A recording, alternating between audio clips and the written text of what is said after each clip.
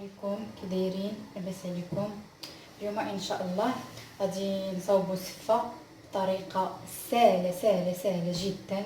بالاخص اللي اول مره بيدير السفه المبتدئين غتجيهم هاد الطريقه سهله وبسيطه وما كتعجنش. السفه ما كتعجنش. ان شاء الله دابا غنبداو بسم الله. عندي هنايا نص كيلو ديال السفه. اول حاجه دايره الماء كيطيب، غادي ندهنها بزويته.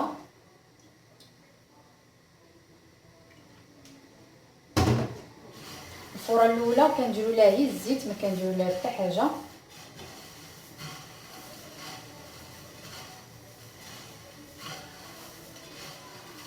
ندهنها كلها هي مزيان بالزيت، تدخل لها الزيت باش ما تعجنش.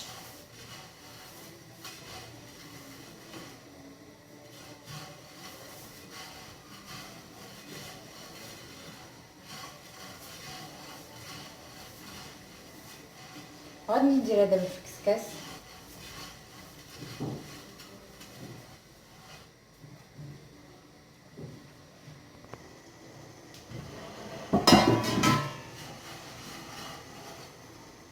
دابا هذه هي الفوره الاولى كندهنوها هي بالزيت، ما كنديروا لا ماء لا حتى حاجه.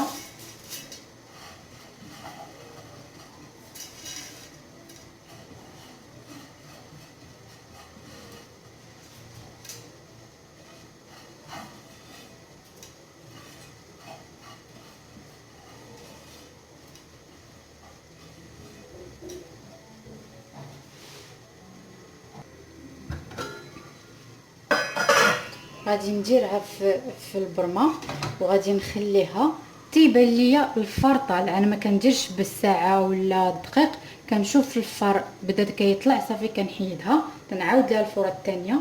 المهم انتم غتشوفوا معايا الطريقه، انا كندير طريقه سهله ومبسطه اللي ما تعجنش ليا. غادي نقص البوطه شويه ونخليها يطلع عليها الفار ديالها عاد نحيدها. هيا السفه طلع ليها الفار، هيا كما كتشوفوا وترخات شويه. كنحركها مره هكا. هيا ترخات. دابا غادي نهز الكسكاس. ها هو هزيت الكسكاس من البرمه. عندي هنايا ما طايب مزيان، يكون طايب، ما كنخويش عليها الماء اللي فاش تفورت، حيت هو اللي كيعجنها، حيت السفه كتطلق ديك لاميدون ديالها، ولا خوينا على داك الماء اللي تلقات فيه داك الشيء كيعجنها. انا كندير ماء طايب كنسخنو طيطه كيطيب مزيان، هو اللي كنخوي عليها. كنخويه مزيان. المهم نفزكها مزيان.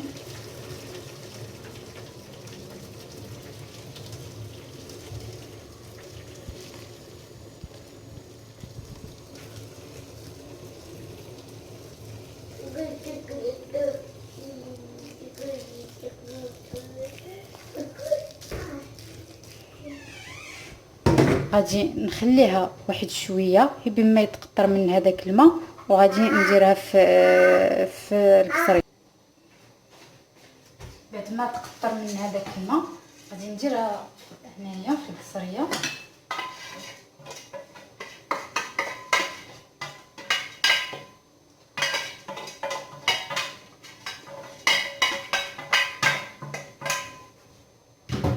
وغادي نبقى تنحل فيها بشوي بشوي.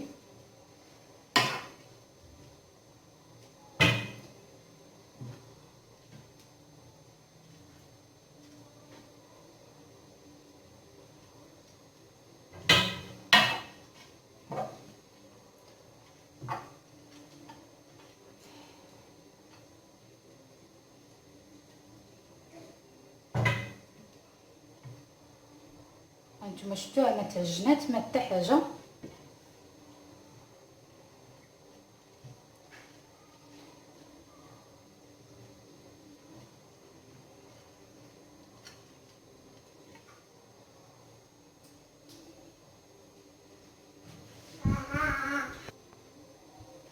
غادي نرشها بشوي شويه ديال الماء،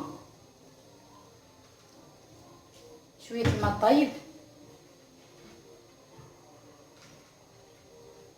غادي نعاود نردها للكسكاس.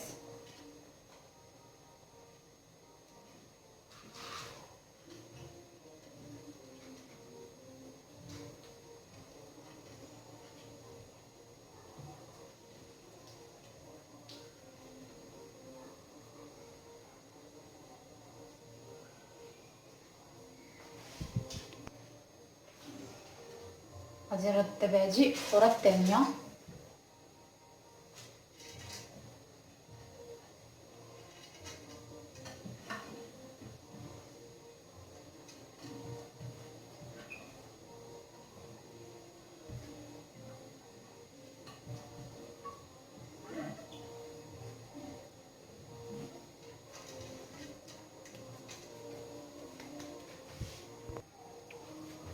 غادي نعاود نردها ثاني تفور.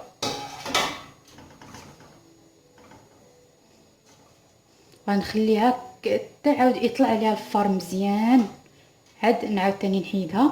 ودابا غادي ندوزو باش نصاوبوا المريقه ديال السفه.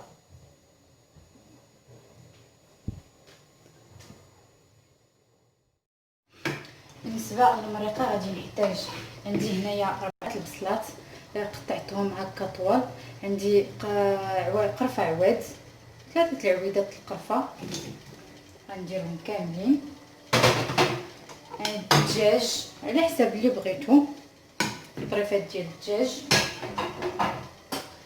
شويه ديال الربيع، العطريه غادي ندير شويه ديال السكينجبير، نص معلقه سكينجبير، خرقوم حتى هو نص معلقه، كلشي كنديرو دقه وحده، نص معلقه ديال القرفه بودر، نص معلقه ديال الابزار، والملح حسب الذوق.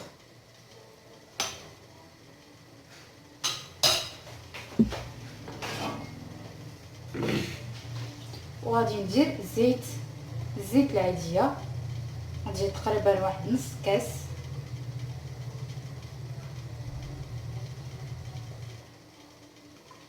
وغادي نخلي الدجاج وبصله كيتشحروا،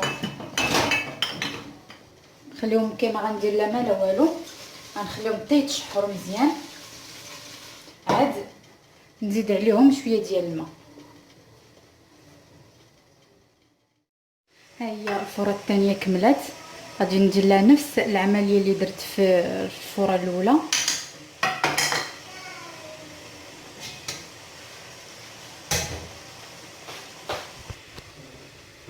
غادي نخوي عليها الماء طايب، ها هو كنخويش عليها الماء اللي كان لي في القدره، كنخوي الماء طايب نطيبو بوحدو.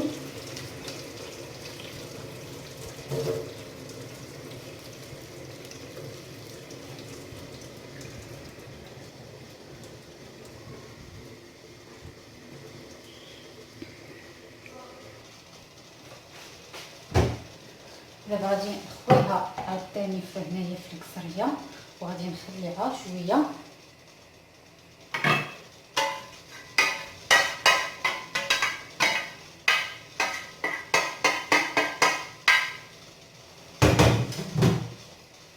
هانتوما شفتوها ما معجنه ما حتى حاجه.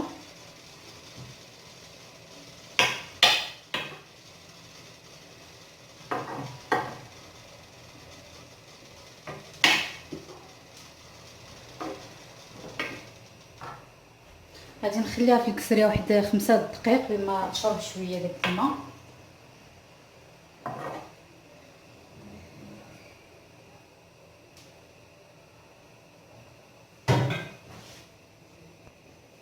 دابا هذه هي الفوره الاخرى اللي غادي نعاود ندير، غادي ندير فيها شويه الملحه، غادي ندير شويه تاع زيت العود، اللي بغى يدير الزبده يديرها، انا كندير غير زيت العود.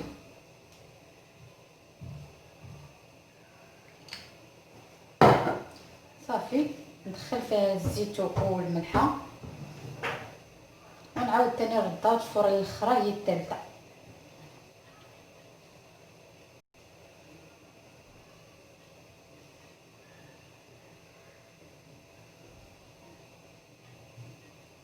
غادي نرشها شويه ديال الماء،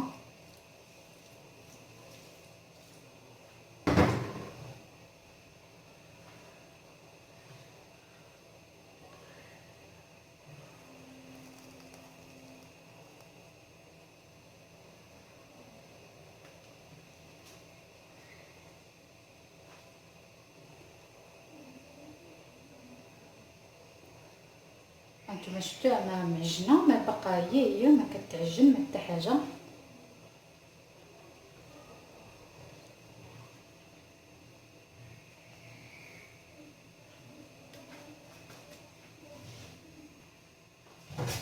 دابا غنديرها كسكس صافي ديال الفوره الاخرى.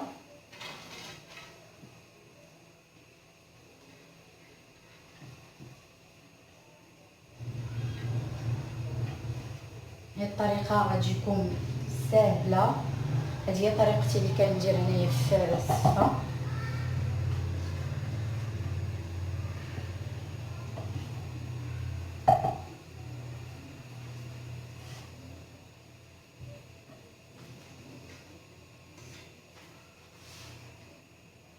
صافي ردها طفور، نفس العمليه اللي في الاولى والثانيه، كنخليها حتى يطلع ليها الفار مزيان صافي ونحيدها. المريقه ها هي باقيه كطيب، مازال ما درت فيها لا ما لا والو، البصله راه طالقه الماء ديالها.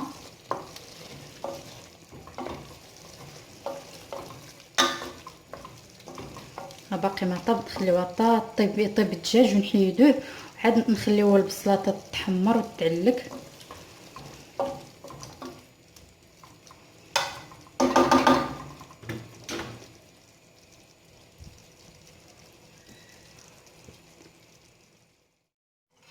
دابا غادي نحيد الدجاج، غادي نخلي البصله تتعلق.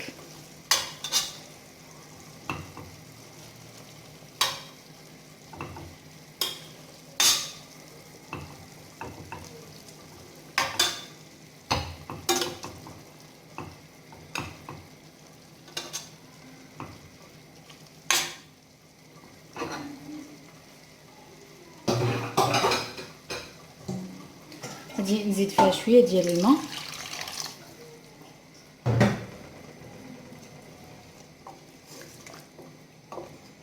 ونخليها حتى تذوب مزيان وتعلق.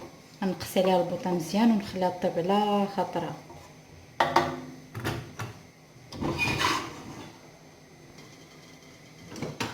غنحيد الصفه صافي ها هي وجدها طابت.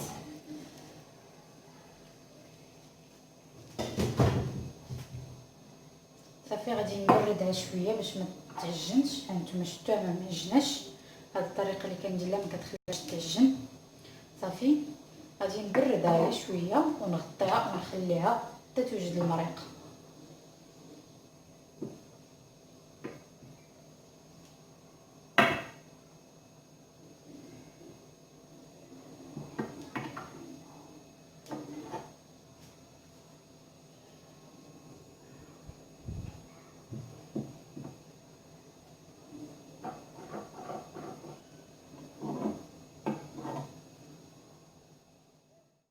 هي المريقه. دابا غادي نضيف الدجاج اللي فردت، نديرو على المريقه باش يتشحر معاها.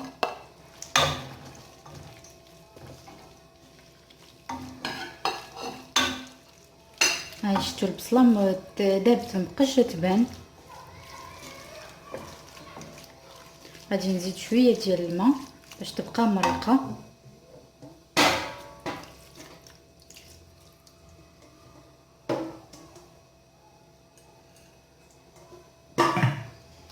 ونخليه يتشحر واحد شويه.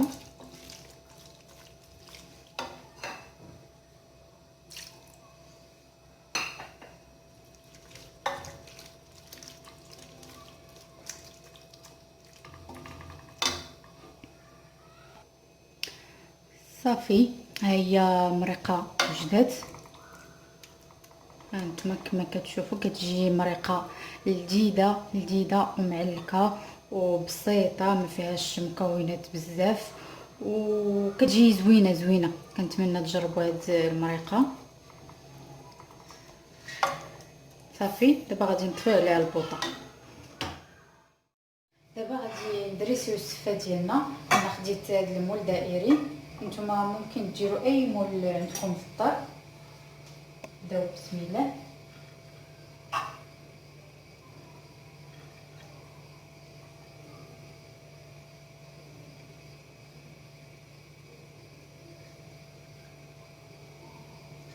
غندير الطبقه الاولى ديال السفه،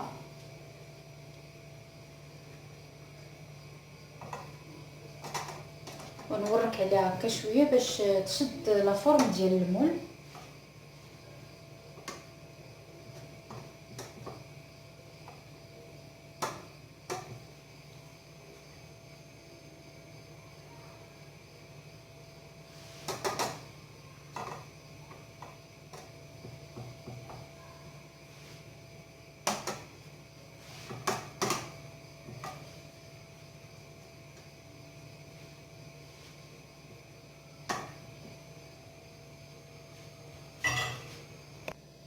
غادي ناخذ الدجاج وغادي نستفو حتى هو من الفوق.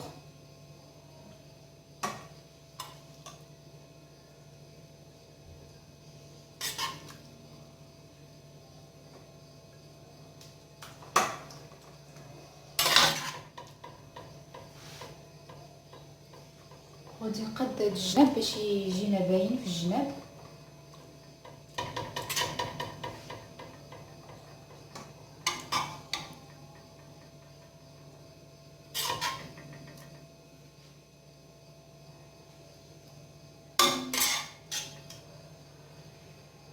نحيدو هاد العويدات القرفه.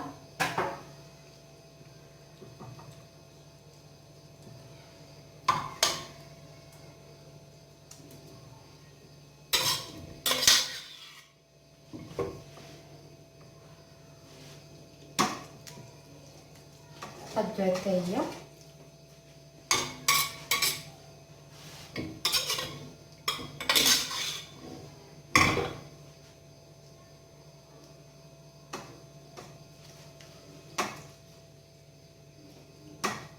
قادها مزيان باش تشد الدجاج، يشد لا فورم ديالو، لا فورم ديال المول.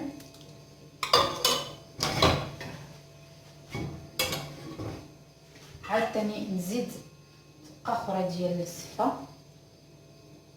انا تنعرف نخدم بيديا، ما تعرفش نخدم بالمعلقه، يديا كتسربي.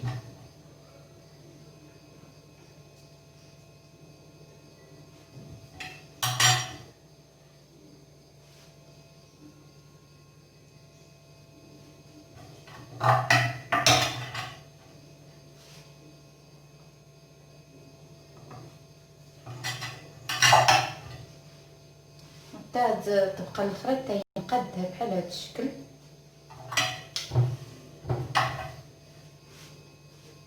قد الجناب باش يجيونا مطراسين ومقادين مزيان، نوركو عليهم بحال هكا.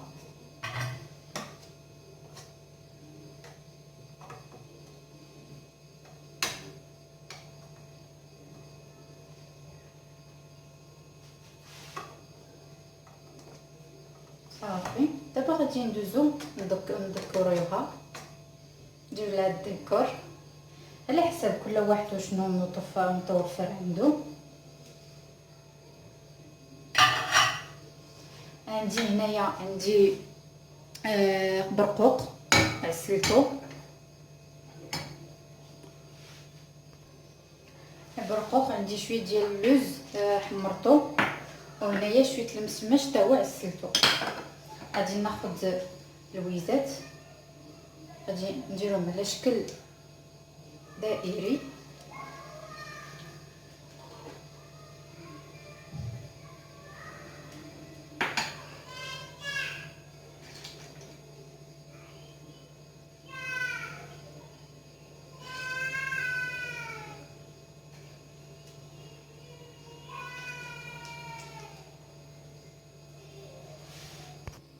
هما درت الويزات على شكل دائري. غادي ندير شويه ديال السكر من في الجناب هنايا في الوسط.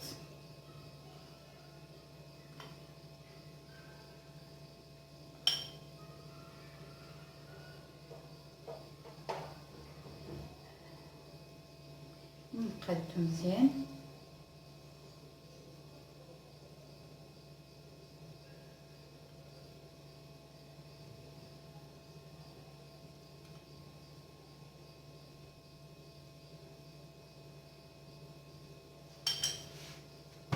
غندير برقيقات تا هما نزوق بهم.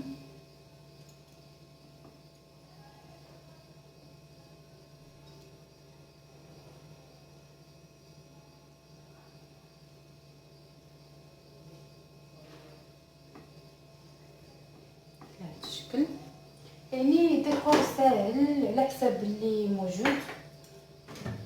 غادي ناخذ شويه ديال القرفه،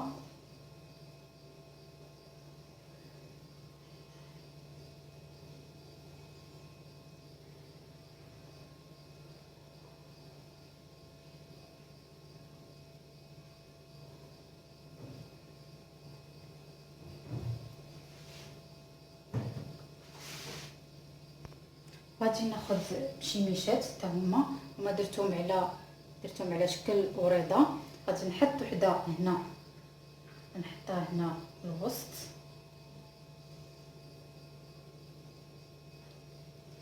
ونزوق بالاخرين. ندير وحده هنايا،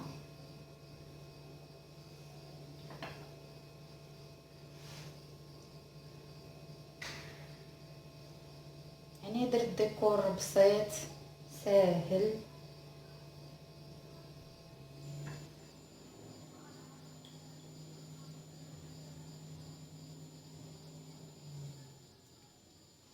وندير وحده ثاني هنا، ونورك على باش تدخل في السفه وتشد بلاصتها. صافي، ندير شويه ديال اللوز،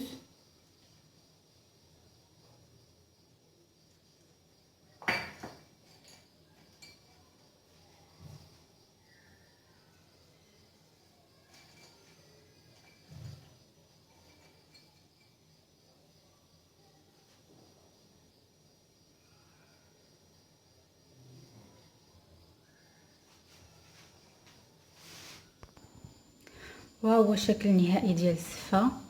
كتجي على هذا الشكل، كتجي لذيذه بزاف. كنتمنى تعجبكم.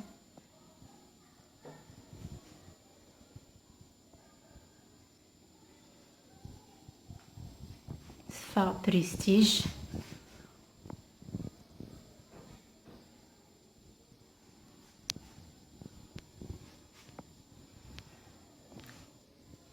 ولا عجبكم الفيديو ديروا جيم للفيديو وابونيو في لاباج، وشاركوا الفيديو مع الاصدقاء ديالكم.